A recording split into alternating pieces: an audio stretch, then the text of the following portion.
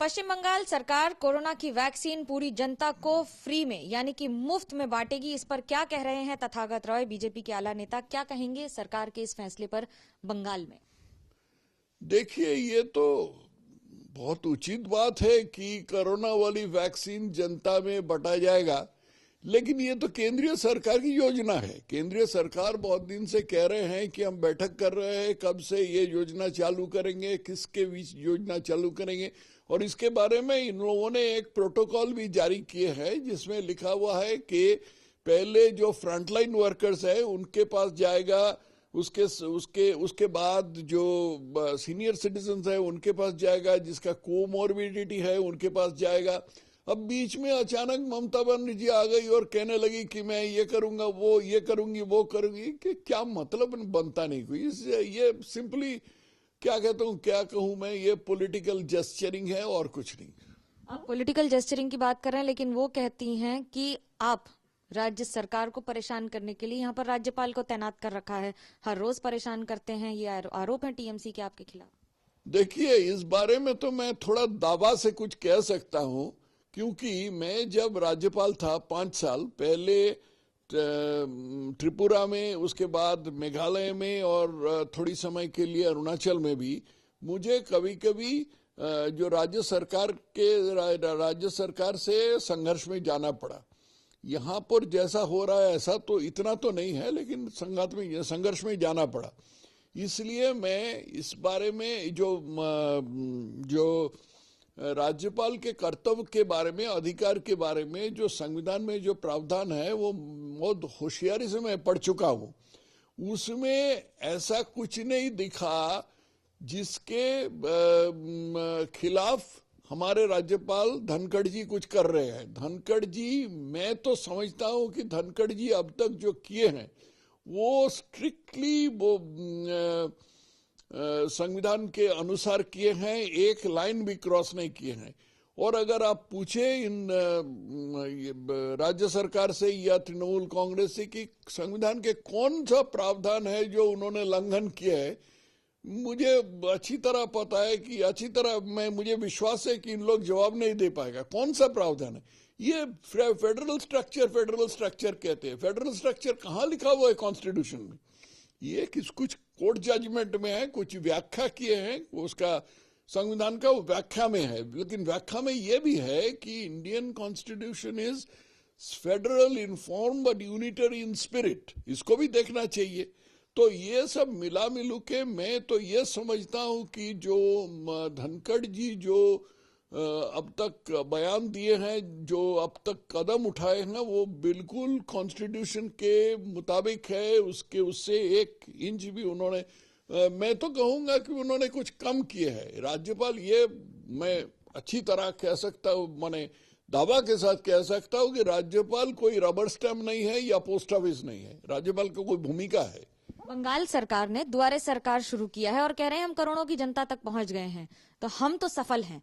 BJP सिर्फ बेकार के सवाल उठाती है। ये दुआरे सरकार तो एक नाटक सा दिखता है मुझे। सरकार तो दुआर में होना चाहिए, सारे समय 5 साल ही होना चाहिए, लेकिन अचानक चुनाव के 2 माह पहले ये सरकार, दुआरे सरकार जाके लोगों के घर पे पहुंच जाते। लोग क्या समझते नहीं है? पिछले 5 साल क्या करते थे? पिछला 5 साल जो आपका कर्तव्य था, जो आपने घोषणा किए थे, जो आपके घोषणा पत्र में यानी इश्तहार में जो घोषणा किए थे कि आप यहाँ पर उद्योग लाएंगे, यहाँ जो युवा शक्ति है उनके लिए ये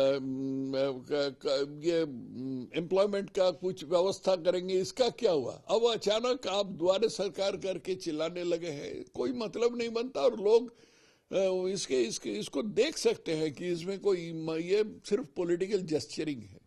केंद्र सरकार ने किसानों के लिए एक आय भेजी थी, व्यय जो फिक्स किया था, लेकिन वो अभी तक नहीं दिया जा रहा था किसानों को। लेकिन अब राज्य सरकार की ओर से हामी भर दी गई है, केंद्र का पैसा किसानों तक भेजा जाएगा। क्या कहेंगे इस पर? ये बहुत इंटरेस्टिंग चीज है। इसमें आप ख्याल कीजिएगा कि राज्य सरकार ने कभी ऐसा नहीं बोला कि किसान सम्मान निधि जो है वो मत दीजिए। वो कहता है हाँ दीजिए जरूर, लेकिन हमारे तहत दीजिए, वो हमारे माध्यम से दीजिए, ताकि उस पर मैं जो करना है वो कर सके। और ये क्या करना है राज्य सरकार का, इस बारे में मैं विस्तार से कुछ बताना नहीं चाहूंगा, आप समझ सकते हैं। पर ये तो केंद्रीय सरकार ने बिल्कुल नकार दिया, और केंद्र सरकार ने कहा कि नहीं ऐसा कुछ नहीं होगा। मोदी जी ने जो नीति लागू किए हैं उसके तहत ये सब डायरेक्ट बेनिफिट ट्रांसफर होगा, सीधा जो फार्मर है जो खेतीबाड़ी करते हैं उसके पास सीधे चला जाएगा।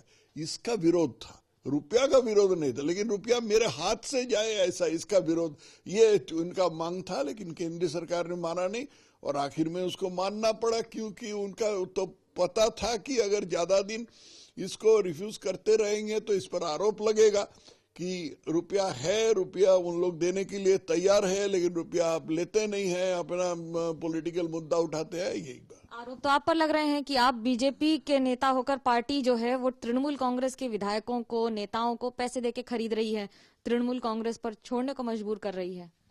तृणमूल कांग्रेस के पास पैसा नहीं है क्या? तृणमूल कांग्रेस क्या गरीब पार्टी है?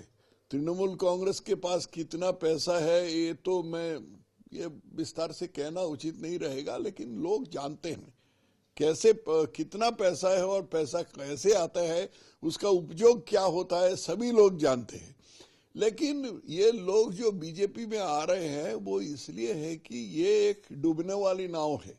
डूबने वाली नाव से चूहे भी भाग जाते हैं और इंसान तो अलग बात है, वो तो मनुष्य तो जरूर भागेंगे, और वो भाग रहे हैं। और इनमें मैं इतना तो कहूंगा कि इसमें बहुत सारे लोग हैं जो देख सकते हैं कि ये जो तृणमूल जैसा पार्टी का कोई भविष्य नहीं है, इनका तो कोई आइडियोलॉजी नहीं है, इनका कोई चिंतन नहीं है, इनका कोई योजना नहीं है, सिर्फ ममता बनर्जी जिंदाबाद यही बस इनका कहना है और कुछ नहीं। तो ये समझकर मैं समझता हूँ कि यही समझ करके लोग बीजेपी में आ जाते हैं। कौन किस पार्टी में जाएगा ये वो खुद संभवतः डिसाइड करेंगे, लेकिन इन सब के बीच में राजनीति बंगाल में बरकरार है। कैमरा पर्सन तापस बैरी के साथ मनोज्ञा लोईवाल, कोलकाता, आज तक।